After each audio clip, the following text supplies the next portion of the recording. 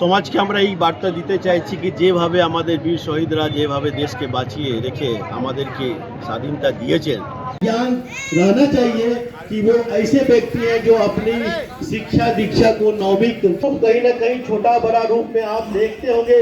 कहीं आपको पूजा करने की आज़ादी नहीं मिलती है तो कहीं आपको बोलने की आज़ादी। साथियों, आज 15 अगस्त हमारी स्वतंत्रता दिवस है।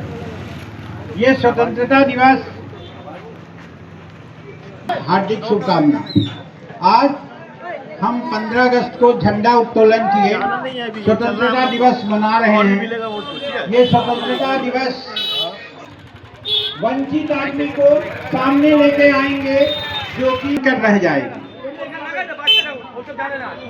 आज जो हमें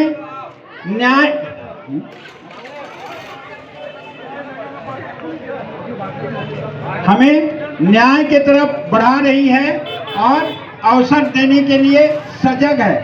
आज देखिए कुछ दिनों में ही बहुत सारे हैं, तो एक बार फिर से हम सब बोलेंगे जय हिंद, जय हिंद, जय हिंद, भारत माता की, भारत माता की, भारत माता की।